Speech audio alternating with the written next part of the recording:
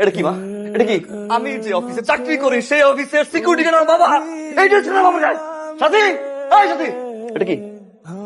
35,000 টাকা বেতন ভাই, নিজের জন্য 5টা পয়সা খরচ করি। আমার বড় ভাই চলে যাওয়ার পর আমি বলছি বাসার খরচ লাগুক, মায়ের ওষুধ লাগুক, আব্বার চিকিৎসা লাগুক, তোমার খরচ লাগুক, সব খরচ আমি দেখবো, আমি জানবো। বলছি আমি আম্মা, বলছিলাম আমি, বলছি আব্বা, বলছিলাম না বাবার গায়ে সিকিউরিটি ড্রেস। আমার বাবার গায়ে সিকিউরিটি ড্রেস কেন? আমার অফিসের গেটে আমার বাবা সিকিউরিটি গার্ডের ড্রেস পরে স্যালুট দেয়।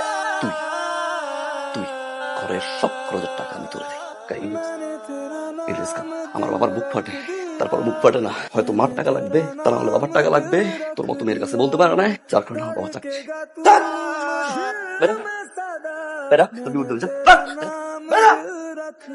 আজকে থেকে তোমার ছেলে একটা ছেলেই থাকবে। আমি তোর বাপ, আমি এখনো মরি নাই। রোজগার করি আর না করি, এই সংসারের আমি প্রধান। এই সংসারে যা কিছু হবে আমার সিদ্ধান্তই হবে। সন্তান যদি কোনো ভুল করে, অন্যায় করে, বাবাকে তার খালায় দিতে পারে।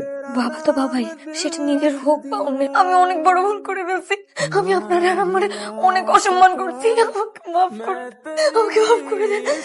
ভাবের সাথে জিততে গিয়ে কখন নিজেই হারিয়ে গেছি আমি জানি না। আপনি আমাকে মাফ করে দেন। আমার নিজের দায়িত্বটা নিজের পালন করা উচিত ছিল। আপনি আমাকে মাফ করে দেন আব্বা, আমি বুঝি নাই। আমি এখন বুঝছি অন্যের বাবা আমারে কষ্ট দিয়ে নিজে কোনোদিনও ভালো বাবা আসেন না। আপনি আমাকে মাফ করে দেন আব্বা, আপনি আমাকে মাফ করে দেন। আম্মা, আপনি আমার মাফ করে দেন আম্মা, আমি অনেক বড় ভুল করছি। আমি আপনাকে অনেক অসম্মান করছি। সন্তান ভুল করলে বাবা মানুষের মাফ করে দেওয়া, মাফ করে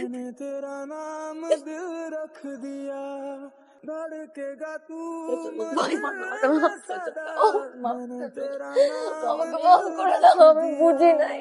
আমার তো বড় আব্বা আমারে নিজের বাবা মার মতো করে দেখা উচিত, আমি বুঝি না। আমি আর কোনোদিন তোমার বাবা মার অসম্মান করবো না, আমার মাফ করে দাও। मैंने तेरा नाम दिल रख दिया।